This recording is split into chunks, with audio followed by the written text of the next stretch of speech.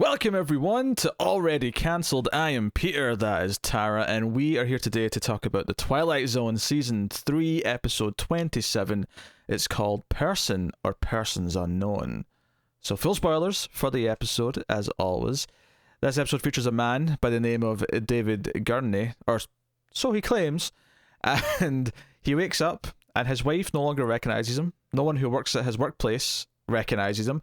And he ends up in a mental institution because he claims to be someone that seemingly doesn't actually exist. And everyone thinks they're being harassed by him. So, that is the premise of the episode. Tara, what did you think of Person or Persons Unknown? I thought it was a decent episode. I don't know if it was like particularly great, but it was all right. I would say that it was also decent. And I think I would say it was good up until a point, and then they had kind of a weird ending that kind of made me confused as to what the point of the episode really was. Yeah.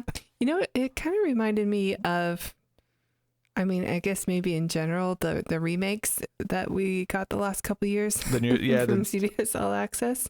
Yeah, the new version of the show, yeah. Where they but added there was on... an episode in particular that it sort of reminded me of. The actor who could like look into people's eyes and become somebody else. Oh, okay. Like, it's just the body like transference thing, like being in somebody else's life. It reminded me of that one. Okay, I mean, if that's what's happening, because that's the thing, we don't really know at the end of the episode. Like, yeah, has he somehow become displaced, or is he actually lost his mind and he is incorrect, and they are right to put him in a hospital, and these sorts of questions. This is one of these ones where we've had episodes before where I've maybe felt they've added on an extra twist at the end that wasn't really needed. And I felt that again here, and that's kind of one of the things that I said a lot about the new show, was that they felt they need to add like 5 extra twists at the end, when I'm like, no, if you just simplified this a bit, it'd have been better. This doesn't like, this episode fares better than most of those new episodes, don't get me wrong. There's actually a lot of things to enjoy before it gets to that point at the end. But at the same time, it's not as good as the episode where the Earth's going closer to the sun, and that was a great episode outside of that one little extra twist at the end that I didn't really need. This is one where I can sort of almost sense it coming as well, where... Oh, definitely. Where he wakes up again at the end, and it's almost like a Groundhog Day thing, but not really, in the sense that he just wakes up and says, oh no, the whole episode's been a dream. And I thought, oh, okay, alright, so it's kind of It's a Wonderful Lifestyle thing where... Right. Because at the start of the episode, when he wakes up, he's kind of a dick to his wife. He's kind of like, oh, why didn't you take my shoes off when I fell into bed drunk last night? And he's sort of like, critiquing her skills as a wife, and it comes across as this kind of douchebaggy thing. And at the end of the episode, when he wakes up in bed and he's like, oh my god, it was a dream, it wasn't real, I'm so happy for my wife, and he's very loving to her, he's like so thankful that she knows who he is.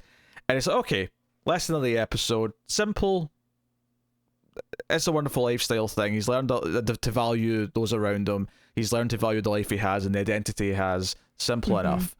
But they were sort of hiding the actress's face at the end, and I thought, oh, they were about to reveal like someone else, and it's going to be like an extra twist. And I was wondering for the 20, 30 seconds that they were kind of doing this, and she had the towel on and she was like hiding from the camera, I thought, who could they reveal that would have any meaning? And the answer was no one, because it's just a different woman. Yeah, it's presumably it's the same thing that he's gone through, except his wife is going through it now. So maybe it's some cruel fate where they have to like learn how to appreciate each other, having each other in their lives. It's not the same thing. I mean, though. the thing that he clings to is his wife, right? Like he has to get to the photograph with her and stuff like that. Like that's the thing that he clings to the most. But it's not the same thing though. Well, I mean, it's not the same thing because she knows who he is. Like she's not confused. It's just he's once again the one who's confused because now his wife's not his wife. Well, sure, but like she's woken up and she's not that person. Well, I guess it is different because when he woke up, she's like, I don't have a husband.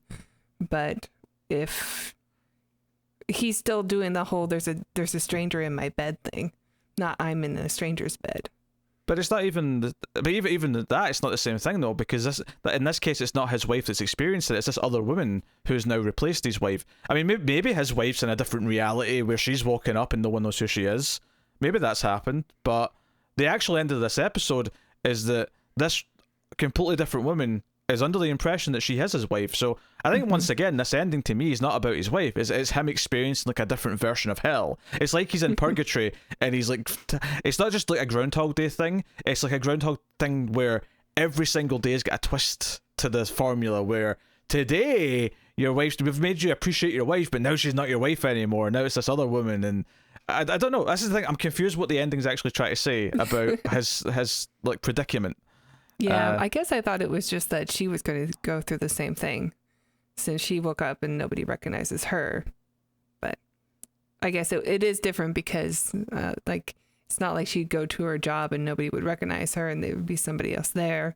She would still like, there'd be an empty chair there, assuming she worked. Probably not. I mean, maybe you're right in the sense that he doesn't recognize her. And then she goes around and no one recognizes her. But that still leaves me with the question, though. It's not his wife that's going through this. It's this woman that's going through this. The real wife, is she just not there now? Or is she in a different reality experiencing something? I don't know. Well, it could be that, everybody else sees her as a different person, but she sees herself as who she is. I don't know. Maybe.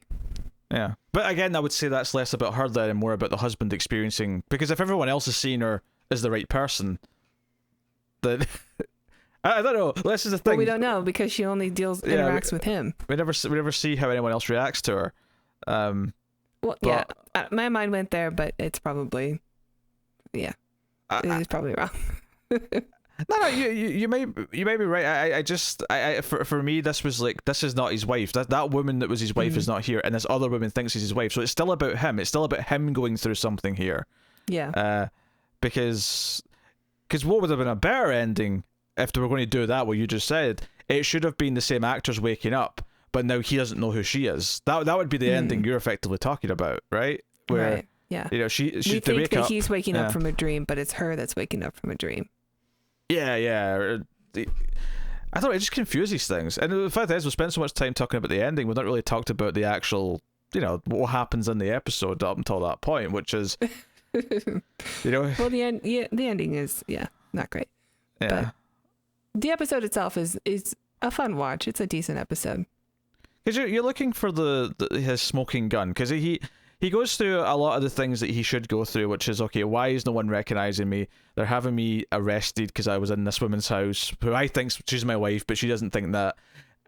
All these co-workers don't recognize me, and he's trying to convince the doctor at the hospital that he exists. He looks up the directory. He's not in there. He gets a call from who is supposed to be his mother, but his mother doesn't recognize his voice and doesn't know him. So he breaks out. To meet another patient whose name is Winston Churchill. Yeah, that gave me a chuckle. But that wasn't the funny part of the episode. The funny part of the episode was when he decides to just dive out the window. That was a surprise. That made me cackle with laughter because it was so absurdly over the top. The way he just leapt out of this sugar glass window. Very,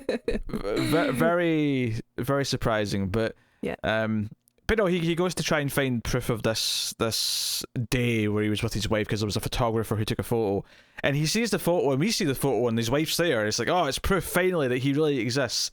But then when he shows it to the doctor, she's gone. It's just a photo of him on his own. And I think that's the point where the episode kind of lost me, because I'm like, well, okay, now we can't even trust what we're seeing anymore. So now you can just do anything you want. And it's like, I think if you adhere to the idea that there is going to be some sort of rule, or there is something where if there is like a piece of truth or evidence, I actually think it's far more interesting if the evidence actually does exist in some way. But by having it be a cheat like that, where it just changes magically when he shows it to someone else, it's kind of where I go, okay, well, you can just rewrite the rules of reality whenever. And maybe he is crazy, maybe he he is seeing things that aren't really there in the context of this. But then again, he wakes up at the end. That's kind of where I was hoping it was going to go, because the whole time I'm like, oh, he's in the Twilight Zone. But then if it turned out to be like, no, he just has the same Winston Churchill syndrome, and that we've been watching a guy who is that's the that's the medical term for the condition. Yes, right. Winston Churchill syndrome. then that would have been. I think that would have been a good episode. Yeah, I think that would have worked. It would have been my most exciting outcome, but it would have made sense. I would have understood kind of what it was doing. Alternatively, if he did somehow find evidence that he did exist before, and everyone else still genuinely doesn't recognize him, because he theorizes they've all been paid off, that someone's out to get him. That's one of where his mind goes. Practical joke or something.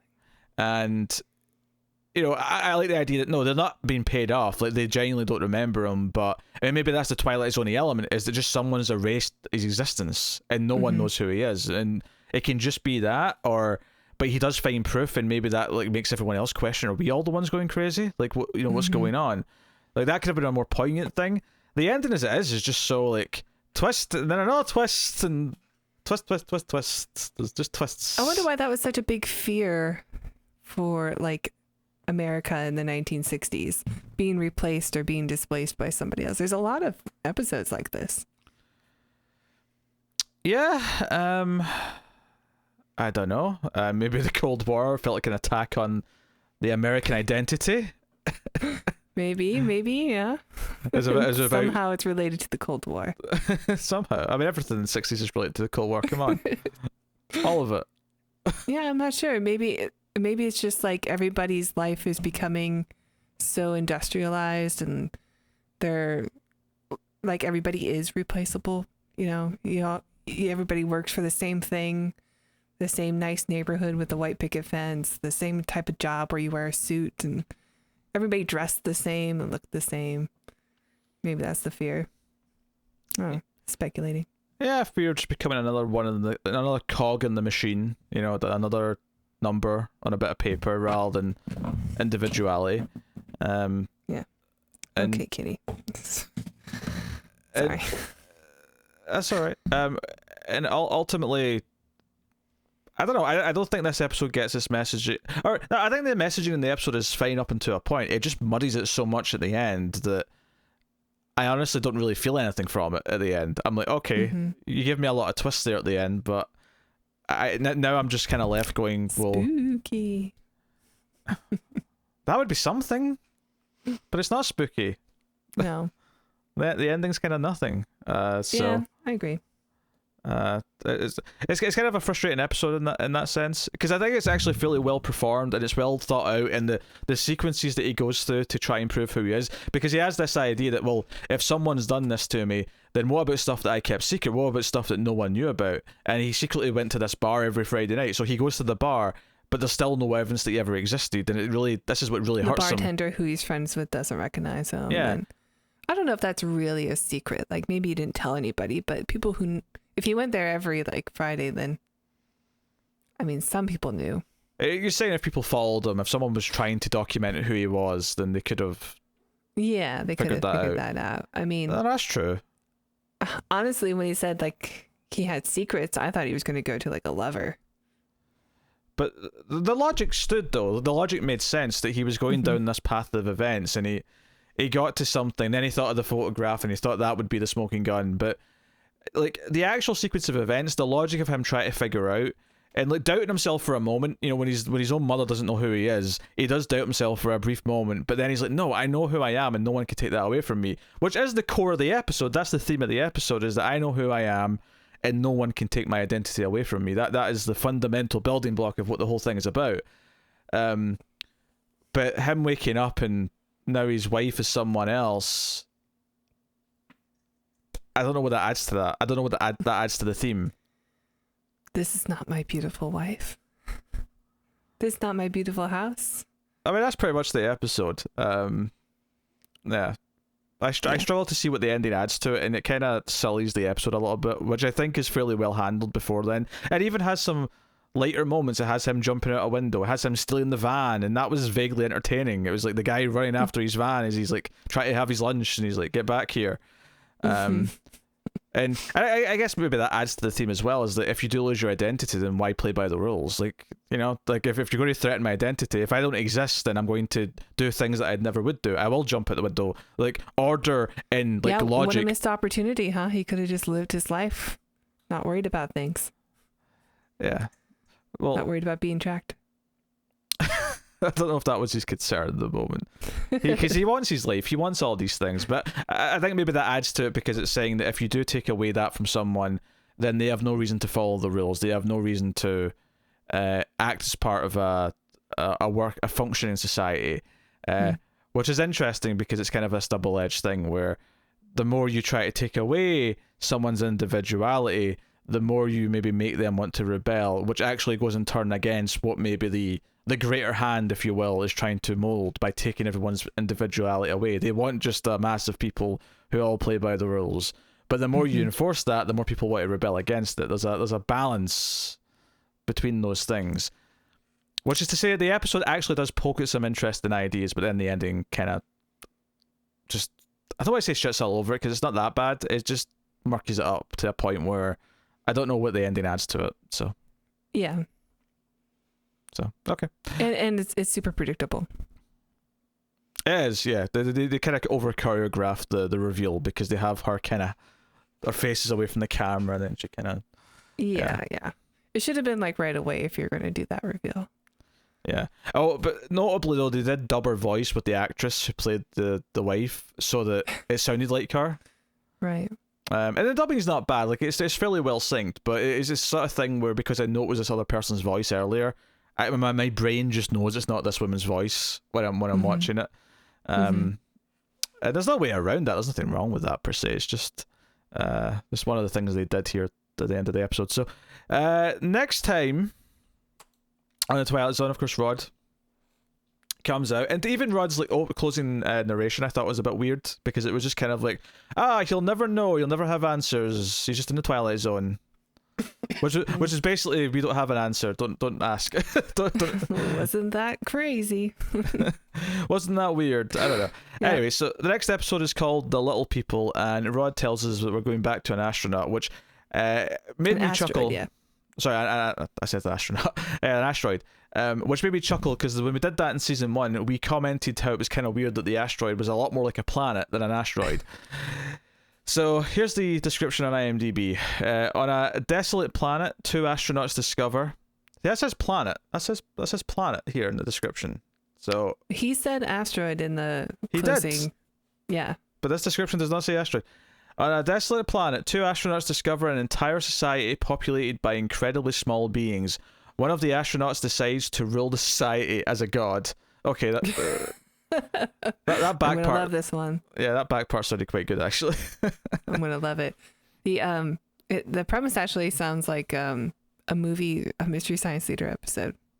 I'm not sure when the movie came out, but it's called The Phantom Planet, about 2 astronauts who end up on an asteroid, and something about the atmosphere shrinks them so that they become the same size as the people that live on the asteroid, which are like just maybe like 8 inches tall or something. Now, see, the best thing with the premise that we're talking about here is a Tim Thomerson classic called Dollman, which I'm sure I've one not day seen it. You've not seen this, no, but I do love me some Jack Death. Coming soon to an Ace bonus episode near you. We do need to do one of those. Oh, you suggesting we do that as May's bonus episode? Is that what you're suggesting? Maybe we should spread out our Thomersons. Yeah, maybe. We don't have that many to pick from. Well, I've already done all 5 of these Trancers movies, so yeah, there's not a ton left. There's not much left.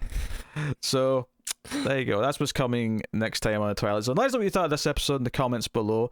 Like and subscribe, all that stuff. Get us on to the Twitters at @mail_fuzz for channel updates. All those things do help us out. Tara's going to tell you all about Patreon, though. Yep. If you enjoy the reviews, please check out our Patreon page. It's patreon.com/mildfuzztv. And if you donate as low as $1 per month, you will get access to bonus episodes of The Ace.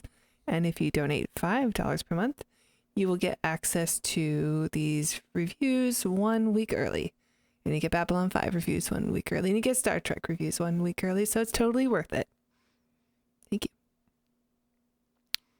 That was a very effective pitch. Thanks. So yes, there you go. That'll wrap us up. Thank you once again for watching and listening. We always appreciate it. And keep watching TV in the Twilight Zone.